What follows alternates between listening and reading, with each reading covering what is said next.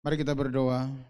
Bapa, kami bersyukur pada kesempatan ini Engkau memberikan kembali kami waktu untuk merayakan hari kelahiran anak-Mu Yesus Kristus yang adalah Tuhan dan Juru Selamat kami yang hidup.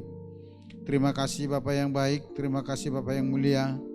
Biarlah pada kesempatan ini di saat kami menerima kebenaran firman-Mu, Engkau berbicara secara khusus kepada kami. Kau menerangi hati dan pikiran kami. Roh-Mu yang Kau materaikan di hati kami menjelaskan dan mengartikan, menerjemahkan isi hati Bapa di dalam pikiran dan hati kami, sehingga kami mengerti firman-Mu dengan benar dan kami boleh mengenal Engkau dengan benar, sehingga kami boleh berjalan bersama-sama dengan Tuhan. Kami tidak berjalan mengikuti keinginan-keinginan kami, tapi kami berjalan mengikuti kehendak Bapa di surga dan hidup kami menyenangkan hati-Mu. Terpujilah Engkau Allah kami yang hidup. Kami percaya kehadiran-Mu membawa damai sukacita bagi kami. Kami percaya kasih-Mu akan mempererat persaudaraan di antara kami. Bahkan kami percaya kasih-Mu, kuasa-Mu menyembuhkan setiap kami, melepaskan setiap kami, membebaskan setiap kami, dan memberikan harapan-harapan yang baru bagi kami Tuhan. Memunculkan hal-hal yang baru dan positif di hati kami untuk semakin mempercayai Tuhan. Terima kasih Bapa kami yang hidup, terpuji-pujilah Engkau, Bapa kami yang luar biasa. Di dalam nama Tuhan Yesus Kristus, Anak Allah yang hidup, kami berdoa dan bersyukur, dan kami mau terima firman-Mu. Haleluya. Kita yang siap menerima firman, sama-sama katakan amin. Haleluya. Baik, shalom Bapak Ibu yang dikasih Tuhan, shalom. Shalom para prajurit Kristus yang sedang dipercayakan mengabdi kepada negara dan yang saat ini sedang berada di Kongo. Shalom untuk kita semua. Kita patut bersyukur pada kesempatan ini, sekalipun secara realita sudah hampir 2 tahun kita diperhadapkan dengan situasi yang menggoncang seluruh dunia dengan adanya pandemi COVID-19 ini.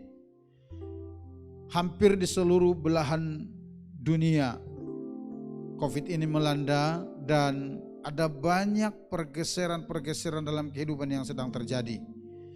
Dan Bapak Ibu, tidak sedikit orang-orang yang mengalami gusar, bahkan sangat dilanda ketakutan.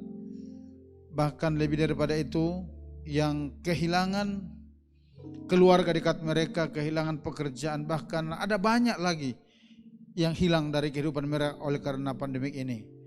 Namun satu hal yang saya percayai, satu hal yang kita yakini, sekalipun dalam situasi seperti itu, pada kesempatan ini kita masih bisa bersuka cita di dalam merayakan kelahiran Tuhan kita Yesus Kristus.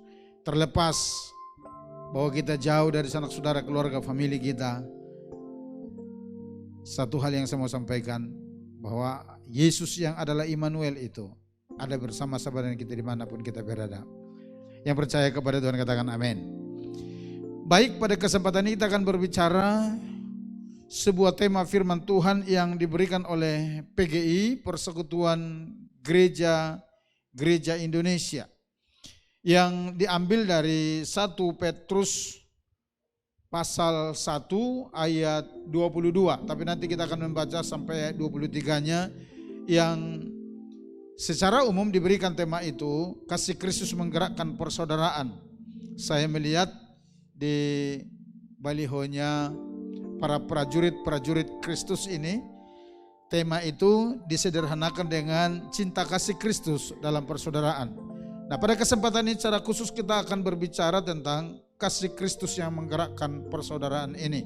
Mari kita buka Alkitab kita dari 1 Petrus pasal 1 ayat 22 sampai 23 tadi. Dan saya akan bacakan untuk kita sekalian. Demikian firman Tuhan. Karena kamu telah menyucikan dirimu oleh ketaatan kepada kebenaran, sehingga kamu dapat mengamalkan kasih persaudaraan yang tulus ikhlas.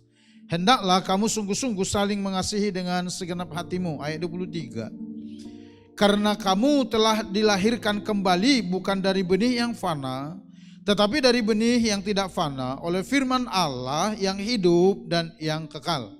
Yang percaya firman Tuhan katakan amin. Bapak Ibu yang dikasihi Tuhan atau para prajurit Kristus yang dikasihi Tuhan, surat 1 Petrus ini ditulis oleh Rasul Petrus sekitar tahun 60 sampai tahun 63 Masehi.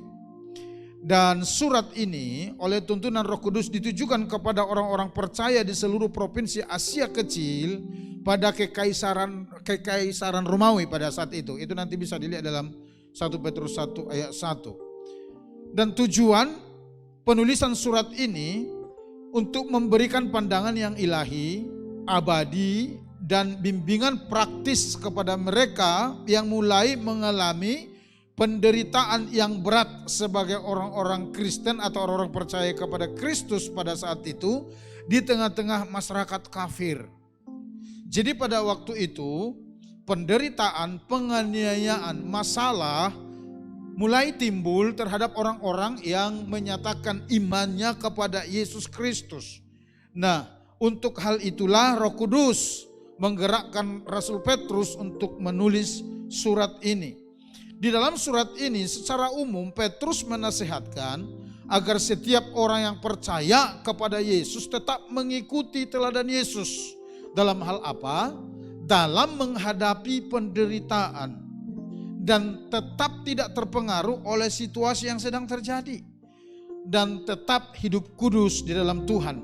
Itu nanti bisa dilihat di dalam ayat 16. Kemudian melalui tulisan ini juga Petrus mengingatkan mereka supaya dalam menghadapi penderitaan-penderitaan yang sedang terjadi itu, mereka tetap hidup rukun dalam persaudaraan. Karena Bapak Ibu, ketika orang mengalami penderitaan, ketika orang mengalami tekanan-tekanan hidup, dua hal ini sangat mungkin terjadi dalam kehidupan mereka. Yang pertama, mereka akan semakin percaya kepada Tuhan, iman mereka akan semakin kuat kepada Tuhan, dan persaudaraan mereka akan semakin teguh. Itu ditunjukkan gereja mula-mula juga ketika mereka benar-benar dianiaya habis-habisan. Nah, tapi yang kedua, ketika penderitaan sedang melanda kehidupan orang percaya, ada kemungkinan bahwa oleh penderitaan itu iman orang akan goyah, kemudian akan menimbulkan keegoisan, memunculkan keegoisan. Karena apa? Orang mulai berpikir menyelamatkan diri sendiri. Kenapa? Orang mulai berpikir yang penting saya hidup, yang lain nomor sekian. Dan itu di bangsa kita sangat terjadi. Di tengah-tengah pandemik yang bergulir, ada aja orang-orang yang mengambil keuntungan. Di mana bukan sebagian besar, tapi hampir seluruh masyarakat Indonesia sedang mengalami kesulitan. Bahkan ada orang yang untuk makan aja susah. Tapi ada orang-orang tertentu yang menurut saya tidak memiliki hati nurani, yang tega mengambil keuntungan dari kehidupan orang-orang yang sedang menderita tersebut. Nah, itu keegoisan. Nah, itu memikirkan diri sendiri. Orang-orang seperti itu adalah orang-orang yang tidak pernah mau merasakan apa yang dirasakan oleh orang lain. Dan itu sangat mungkin dialami oleh setiap orang-orang yang mengalami tekanan penderitaan itu. Dalam konteks ini, Petrus menasihatkan mereka supaya mereka tetap memelihara persaudaraan mereka yang dilandaskan kepada kasih Kristus. Dan untuk memelihara kesatuan iman tersebut dan persaudaraan itu, Petrus mengingatkan mereka supaya setiap orang percaya hidup mengamalkan kasih Kristus. Atau supaya setiap orang percaya ketika mereka menjalani kehidupan mereka itu digerakkan oleh kasih Kristus. Kenapa demikian? Nah, itu yang mau kita pelajari pada saat ini. Itu yang mau kita pelajari. Mengapa harus kasih Kristus yang diamalkan? Atau mengapa harus kasih Kristus yang menggerakkan? Atau yang mendasari persaudaraan kita? Melalui tema ini kita akan melihat ada 3 alasan penting yang perlu kita renungkan pada saat Natal ini. Dan biarlah firman Tuhan ini mencerahi kita, memberkati kita, dan benar-benar memberikan sebuah paradigma baru dalam pikiran hati kita, sehingga kita benar-benar mempraktekkan kasih Kristus dalam persaudaraan kita. Alasan yang pertama Bapak Ibu, mengapa harus kasih Kristus yang menggerakkan kasih persaudaraan kita? Yaitu karena setiap orang percaya telah dilahirkan kembali bukan dari benih yang fana. Kita melihat di dalam ayat 23. Di dalam ayat 23 pembacaan kita dikatakan demikian. Karena kamu telah dilahirkan kembali bukan dari benih yang fana, tetapi dari benih yang tidak fana, oleh firman Allah yang hidup dan yang kekal.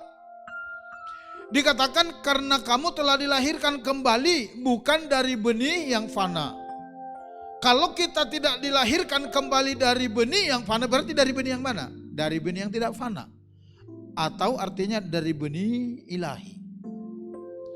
Coba kita lihat di dalam ayat yang ketiga.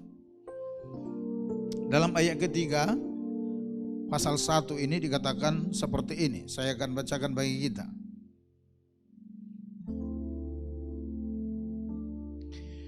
Terpujilah Allah dan Bapa Tuhan kita Yesus Kristus, yang karena rahmat-Nya yang besar telah melahirkan kita kembali oleh kebangkitan Yesus Kristus dari antara orang mati kepada suatu hidup yang penuh pengharapan. Jadi jelas dikatakan, kenapa kita harus mendasarkan persaudaraan kita dengan kasih Kristus? Karena kita telah dilahirkan kembali dari benih ilahi itu oleh Roh Kudus. Nah, tahukah Bapak Ibu, tahukah para prajurit Kristus? Di dalam 2 Korintus pasal 1, 2 Korintus pasal 1 ayat 21 sampai 22 dikatakan demikian. Coba kita lihat. Coba ditampilin 2 Korintus pasal 1 ayat 21 sampai 22. Dikatakan demikian. Ayat 21. Sebab Dia yang telah meneguhkan kami bersama-sama dengan kamu di dalam Kristus adalah Allah yang telah mengurapi, ayat 22, memateraikan tanda miliknya atas kita, dan yang memberikan Roh Kudus di dalam hati kita sebagai jaminan dari semua yang telah disediakan untuk kita. Ayat ini menjelaskan kepada kita bahwa setiap orang yang dilahirkan dari Roh Kudus, yang dilahirkan kembali dari benih yang ilahi, mereka menerima Roh Kudus dalam hati mereka. Roh Allah dimateraikan di hati mereka. Bagaimana proses itu terjadi? Efesus 1 ayat 13 mencatat demikian. Ketika kamu percaya kepada Injil dan ketika kamu percaya kepada Yesus, kamu dimateraikan oleh Roh Allah yang hidup itu. Jadi setiap kita yang percaya kepada Yesus, kita telah dikaruniai Roh Allah di dalam hati kita. Kita telah dikaruniai Roh Allah di dalam hidup kita. Di mana kitab Yohanes mencatat demikian. Roh itu yang akan menuntun kamu hidup di dalam segala kebenaran Allah. Nanti Bapak Ibu boleh lihat itu di dalam Yohanes pasal 16 ayat 13. Ketika Yesus berkata, nanti kalau Roh Kudus itu sudah datang, Roh Kudus itu sudah diberikan, fungsinya itu untuk menuntun kamu hidup di dalam segala kebenaran Allah. Jadi ketika setiap orang percaya kepada Yesus, mereka sadar atau tidak, Roh Kudus dimateraikan di hati mereka, yang bertujuan untuk menggait hidup mereka berjalan dalam segala kebenaran Allah. Supaya apa? Supaya setiap orang percaya itu mampu hidup di jalan-jalannya Tuhan. Roh Kudus yang akan menuntunnya, dan itu dituntun dari dalam, bukan dari luar. Jadi ketika Rasul Petrus berkata, supaya setiap orang percaya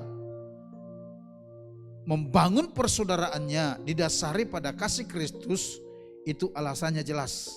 Ingat di awal tadi saya sudah katakan, surat ini ditulis bukan kepada orang-orang duniawi, bukan kepada orang-orang yang tidak percaya, tapi surat ini ditulis secara khusus kepada mereka yang telah percaya kepada Yesus yang ada di provinsi Asia Kecil Kekaisaran Romawi. Jadi sangat berdasar kalau Petrus menekankan supaya setiap orang percaya ketika mereka membangun persaudaraan itu hendaknya didasari, dilandaskan atau digerakkan oleh kasih Kristus. Karena apa? Benih ilahi itu sudah ada di dalam diri kita. Karena kita sudah memiliki benih ilahi itu Roh Kudus. Karena kita sudah memiliki kasih Kristus itu, maka hendaknya kasih Kristus itulah yang menggerakkan hidup kita, bukan yang lain. Kalau kepada yang belum di dalam Tuhan, Petrus tidak berkata begitu. Jadi itu sebabnya yang pertama, mengapa kita harus mendasari persaudaraan kita, atau mengapa di dalam persaudaraan kita harus mempergunakan kasih Kristus? Karena setiap kita yang percaya kepada Yesus telah dilahirkan kembali bukan dari benih yang fana, melainkan dari benih ilahi yang berasal dari Allah itu sendiri. Yang kedua, mengapa kita harus mendasari persaudaraan kita dengan kasih Kristus? Yang kedua, karena kita atau setiap orang percaya telah ditebus dari cara hidup yang sia-sia. Ini coba kita lihat di dalam ayat 18 sampai 19 dari 1 Petrus pasal 1 ini. 1 Petrus pasal 1 ayat 18 sampai 19 dikatakan demikian. Sebab kamu tahu bahwa kamu telah ditebus dari cara hidupmu yang sia-sia yang kamu warisi dari nenek moyangmu itu, bukan dengan barang yang fana, bukan pula dengan perak atau emas, melainkan dengan darah yang mahal, yaitu darah Kristus yang sama seperti darah anak domba yang tak bernoda dan tak bercacat. Bapak Ibu perhatikan, prajurit Kristus perhatikan ini. Alasan kedua adalah karena semua orang percaya telah ditebus dari cara hidup mereka yang sia-sia. Dikatakan cara hidup yang kamu warisi dari nenek moyangmu. Itu adalah kehidupan yang sia-sia. Dan tahukah Bapak Ibu, salah satu tujuan penebusan Kristus dalam hidup orang berdosa itu ialah supaya di saat orang berdosa menjadi orang percaya kepada Yesus, mereka tidak lagi hidup dengan cara hidup mereka yang lama, yang dikuasai dan digerakkan oleh kedagingan dan dosa. Ketika mereka hidup menjadi ciptaan baru, ketika mereka dikuduskan, ketika mereka ditebus, dan sekarang mereka hidup di dalam kerajaan anak Allah, Bapa di sorga mau kita memiliki gaya hidup yang baru. Gaya hidup apa itu? Gaya hidup anak-anak kerajaan atau anak-anak terang. Bukan lagi seperti yang dulu.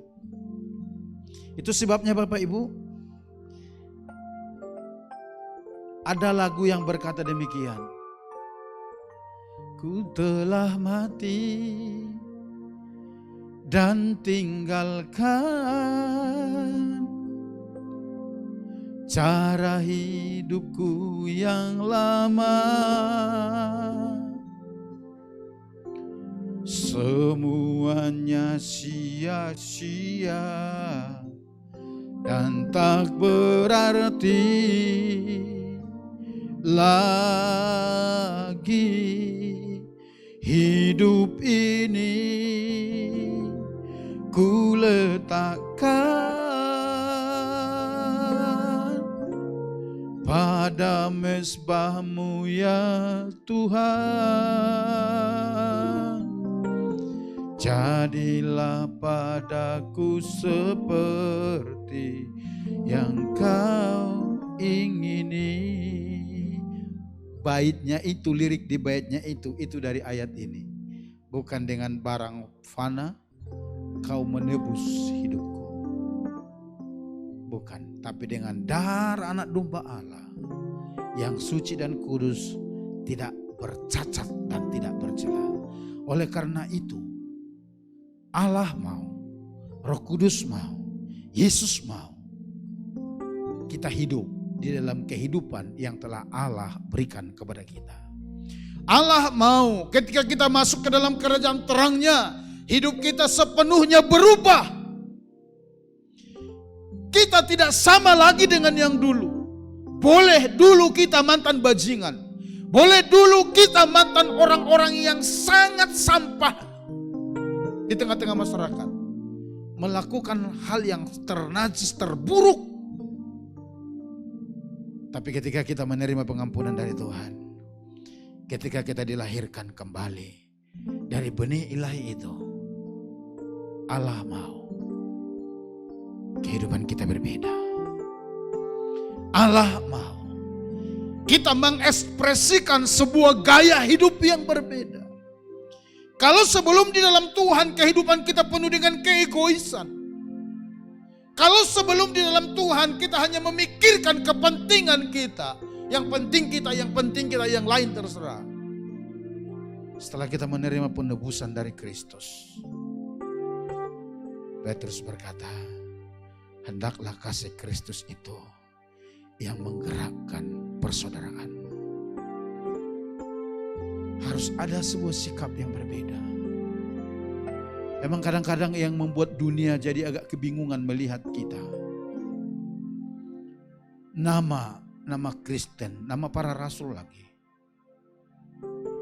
Matius, Markus, Lukas, Yohanes, dan seterusnya. Ada bernama Paul, ada bernama Paulus.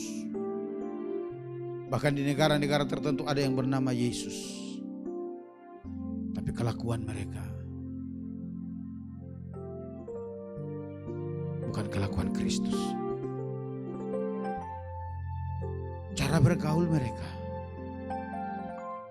bukan cara-cara yang dipraktekkan oleh Yesus. Cara mereka mengasihi bukan seperti cara-cara yang dipraktekkan Yesus mengasihi. Mereka mempraktekkan kasih masih sebatas kasih persaudaraan. Kasih persaudaraan biasa maksud saya. Belum sampai kepada kasih Kristus. Tahukah Bapak Ibu? Kasih persaudaraan biasa itu bisa mengalami fluktuatif. Hatinya lagi senang, dia bisa mengasihi. Dia lagi disukai, dia lagi disenangkan, dia bisa mengasihi dengan segenap hatinya. Tapi ketika ada orang mulai menyakiti dia, ketika sikap orang mulai mengecewakan dia pun seketika berubah. Dan kasih yang seperti ini biasanya bukan kasih yang kekal. Dan kasih seperti ini tidak akan bisa membuat kita mempraktekkan persaudaraan seperti yang didasarkan pada kasih Kristus. Jadi alasan yang kedua, mengapa kita harus mendasari persaudaraan kita dengan kasih Kristus? Alkitab berkata, karena kita telah ditebus dari cara hidup kita yang sia-sia. Itu yang kedua. Yang ketiga atau yang terakhir, mengapa kita harus mendasari persaudaraan kita dengan kasih Kristus? Yang ketiga, karena hanya kasih Kristus yang dapat menutupi dosa dan menyatukan perbedaan. Hanya kasih Kristus yang dapat menutupi dosa dan menyatukan perbedaan. Itu sebabnya Bapak Ibu, di dalam ayat 22 pembacaan kita pada saat ini ditekankan jelas sekali. Dikatakan demikian, karena kamu telah menyucikan dirimu oleh ketaatan kepada kebenaran, sehingga kamu dapat mengamalkan kasih persaudaraan dengan tulus ikhlas. Karena kamu telah menyucikan dirimu oleh ketaatan kepada kebenaran, sehingga kamu dapat mengamalkan kasih persaudaraan. Kasih persaudaraan ditulis di sini dari teks asli, yaitu Philadelphian, dari kata phileo. Itu benar-benar kasih persaudaraan biasa. Yang saya katakan tadi, dia Yang saya katakan tadi, dia bisa berfluktuatif ya. Grafiknya bisa naik turun. Itu Philadelphian, Phileo. Tapi perhatikan di dalam kalimat seterusnya dikatakan demikian.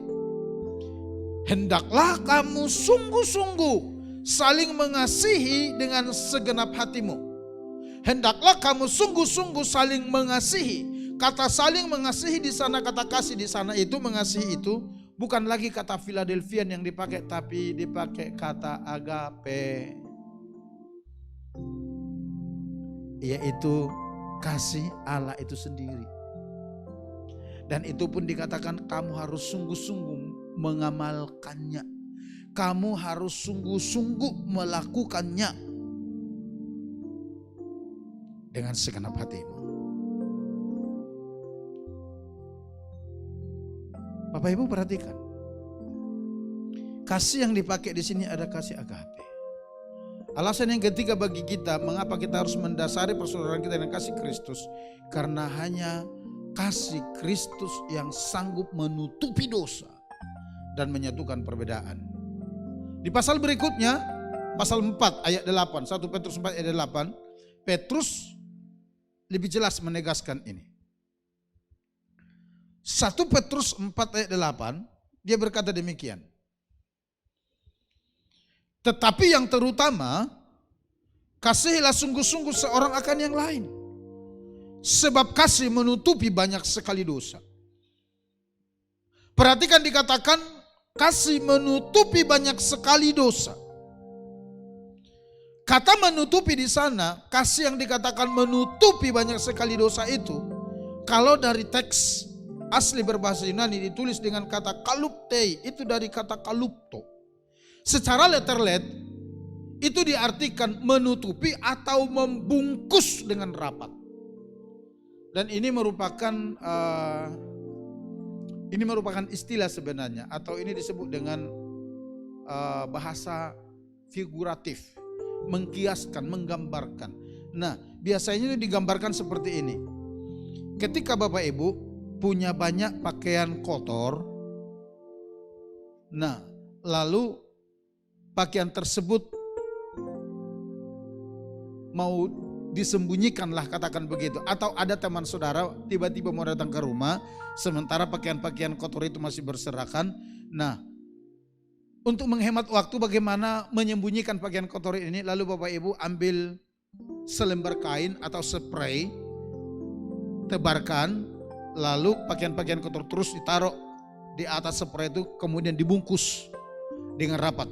Lalu bungkusan ini diambil, disimpan di tempat lain. Nah, kata menutupi yang dipakai di situ seperti itu, membungkus dengan rapi. Seperti kain spray yang membungkus banyak sekali kotoran, pakaian kotor di dalamnya. Apakah pakaian kotornya masih ada? Ada. Di mana? Di dalam spray itu.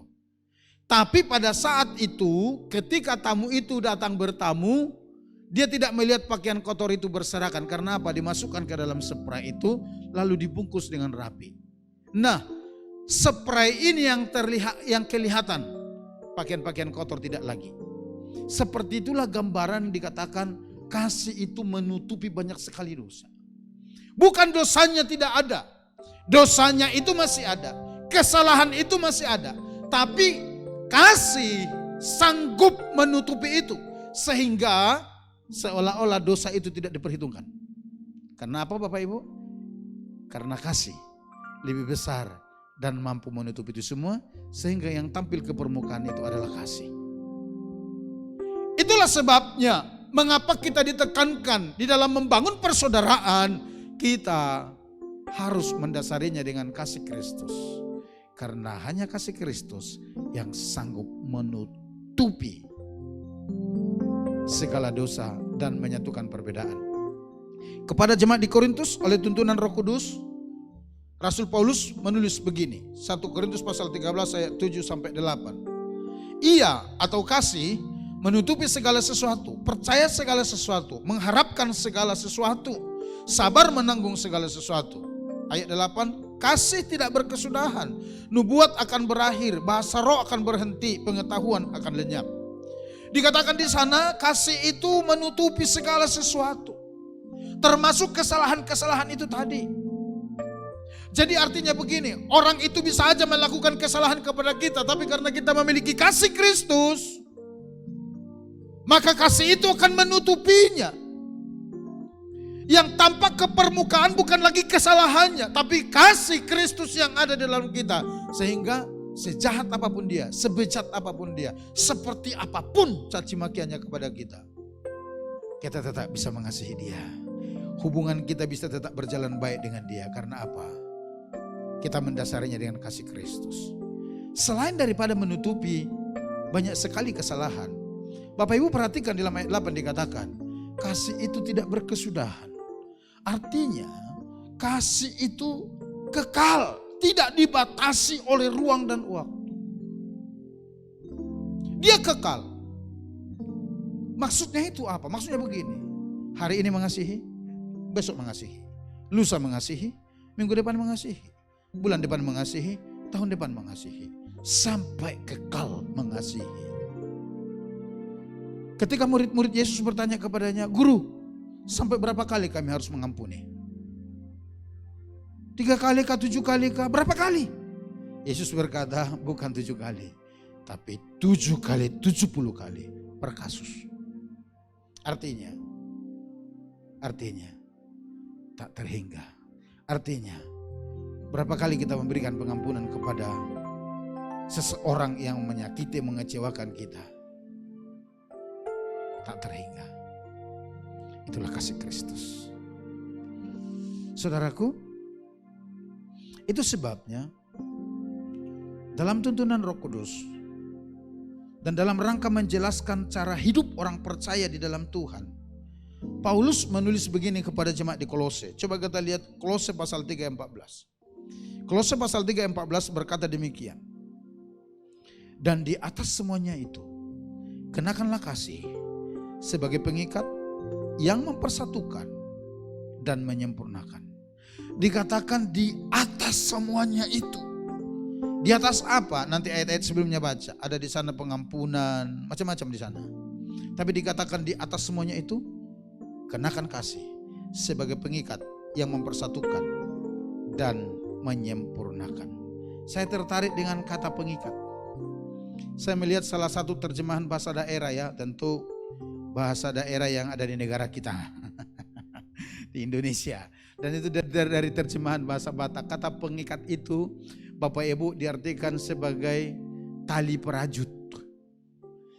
Tali perajut yang biasanya dipakai kalau ada jaring yang sudah sobek-sobek atau jala yang sobek, pukat yang sobek, supaya bisa dipakai kembali. Nah, tali perajut ini dipakai untuk merajut, menghubungkan satu dengan yang lain lagi.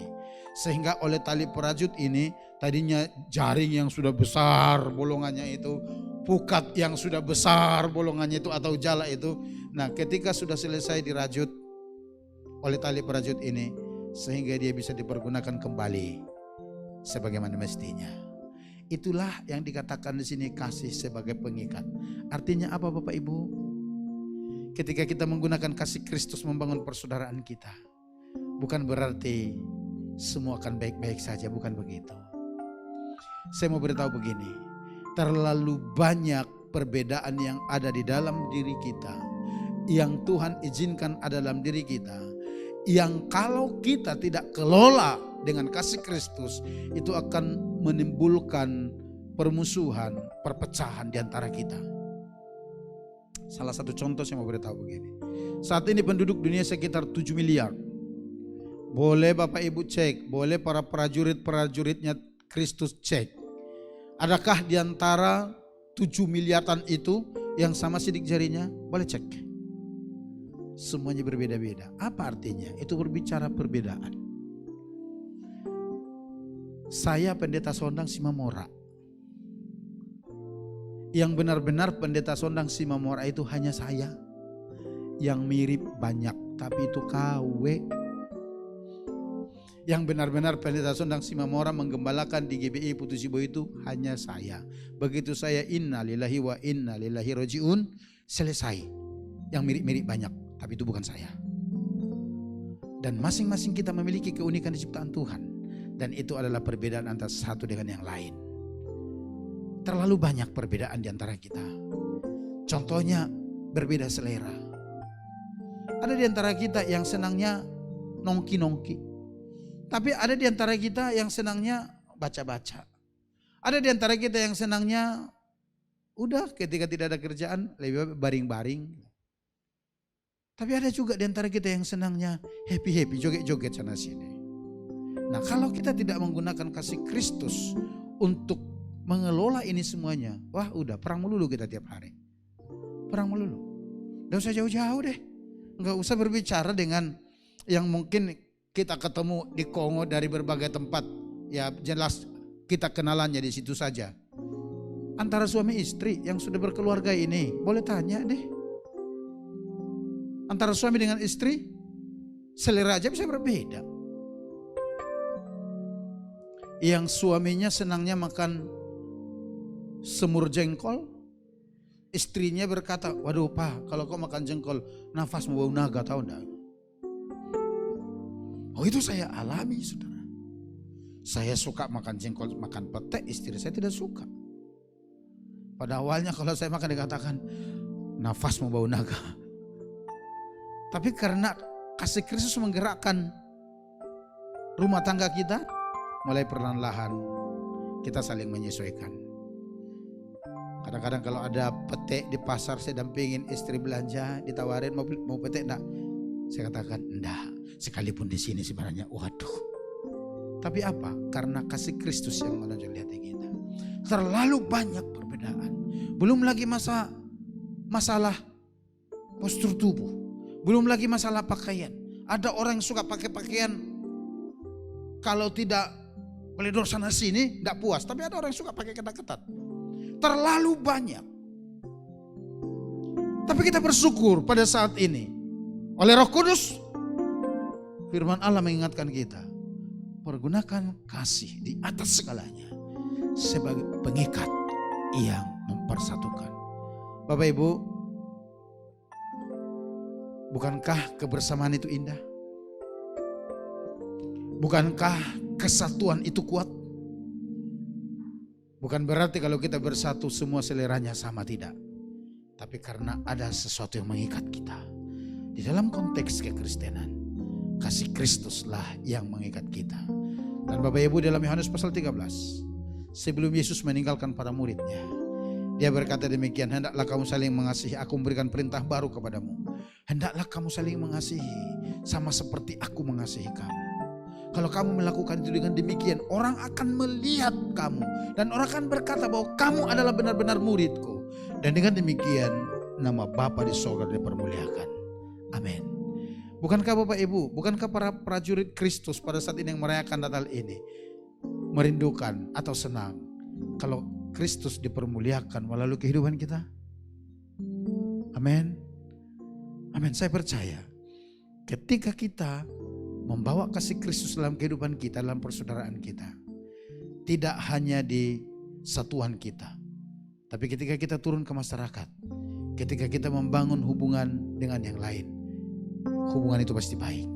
Karena apa? Kita tidak melihat perbedaan, tapi kita melihat mereka bahwa mereka adalah berharga di mata Tuhan. Itu sebabnya sekali lagi, tidak salah kalau PGI memberikan tema di tahun ini, kasih Kristus menggerakkan persaudaraan. Karena apa? Hanya kasih Kristuslah yang sanggup mempersatukan perbedaan itu. Sekali lagi, mari kita tangkap pesan Natal ini. Karena ketika Yesus datang ke dunia ini, itu adalah bukti kasih Allah kepada kita semua, yang tidak melihat perbedaan kita itu di hadapannya, tetapi Dia menerima kita apa adanya. Dan dikirimkan Yesus lahir di malam Natal, bahkan taat mati di kayu salib, supaya kita bisa menunggal dengan Bapa di sorga. Yang mau mengalami kasih Kristus itu, dan yang mau melakukannya, mempraktekkannya, mari katakan amin. Dan kita datang kepada Tuhan. Mari tundukkan kepala, kita berdoa. Bapa, kami bersyukur buat firman-Mu yang mengingatkan dan memberkati kami semua pada saat ini. supaya kami mendasari persaudaraan kami, supaya kami menjalani kehidupan kami, supaya kami membangun hubungan-hubungan kami berdasarkan kasih Kristus. Karena kami telah dilahirkan bukan dari benih yang fana, tapi dari benih ilahi. Karena kami telah ditebus dari cara hidup kami yang sia-sia. Dan karena hanya Kristus yang sanggup menutupi segala dosa dan mempersatukan perbedaan. Terima kasih Bapak buat firman-Mu yang begitu indah luar biasa, yang memberkati kami pada saat ini. Biarlah itu benar-benar kami aplikasikan dalam kehidupan kami, dan kami hidup sebagai prajurit-prajurit Kristus yang mengaplikasikan kasih Kristus dalam kehidupan kami sehari-hari dan di dalam tugas kami. Terima kasih Bapak yang baik, terpuji-pujilah Engkau. Dalam nama Yesus kami bersyukur buat firman-Mu. Haleluya, haleluya, amin.